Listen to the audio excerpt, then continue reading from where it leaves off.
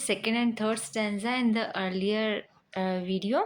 Now we will be covering stanza fourth and fifth of poem If. If you can make one heap of all your winning, means gathering everything you have earned or achieved through the hard work. आपने hard work से कुछ भी जो भी achieve करा है उसे एक जगह इकट्ठा कर लो. This includes success, money, awards or achievement, anything you have done in your life, very good success, a very good thing you have done in your life, उन सबको एक जगह पर इकट्ठा कर लो. Example, a students good marks, prizes and appreciation. ना, the risk is on one turn of pitch and toss. Be brave enough to take a big risk. Pitch and toss means a game of chance, so that line shows risk and courage. Example, taking part in a tough competition without fear. मतलब कि अगर आपने अब पहले सब चीज़ें अपनी इकट्ठी कर लो, every success, every achievement, now take a part in a tough competition and you lose and start again at your beginning.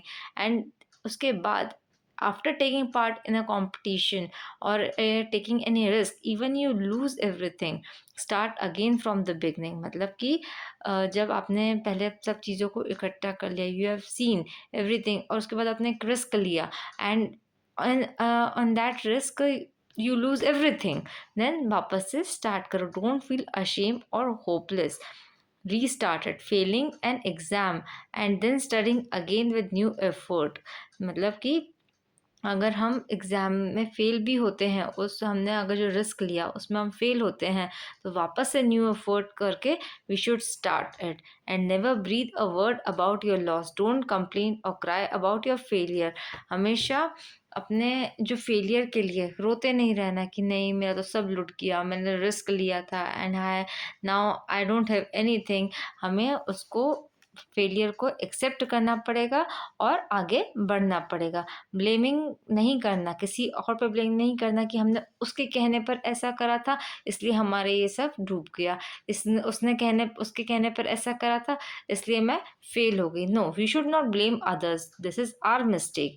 If you can force your heart and nerve and sinew, push your mind, courage and body to work harder. अपने mind को बहुत ज़्यादा push करो कि no, you have to work hard to rebuild it, to regain it. You should work hard even when you feel tired और weak. भले ही आपको बहुत ज़्यादा टायर्ड और वीक फील हो रहा हो, you should work hard.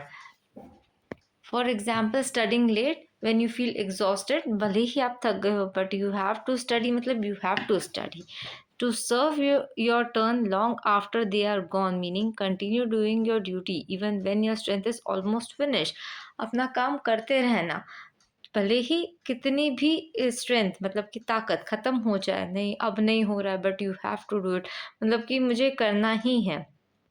Finishing homework, for example, अगर आपको नींद आ रही है तो भी होमवर्क कंप्लीट करना ही करना है. You should have this much strength in your self.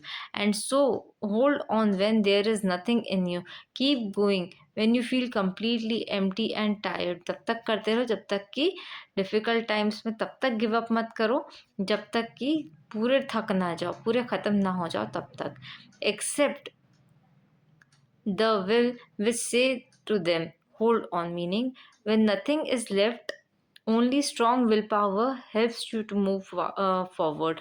Willpower is the greatest strength, determination to succeed despite problem. मतलब कि हमारी विल पावर ही सबसे ग्रेटेस्ट स्ट्रेंथ है. मतलब कि हम किसी भी चीज़ से हार सकते हैं, बट हमारे अंदर अगर इतनी ज़्यादा शक्ति है, मतलब स्ट्रेंथ है कि नहीं हमें कंप्लीट करना ही है, तो हमें कोई भी नहीं रोक सकता.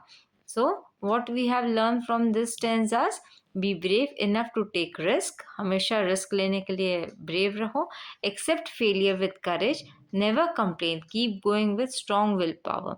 These line teach us the true success come from courage, patience, never giving up even after complete failure.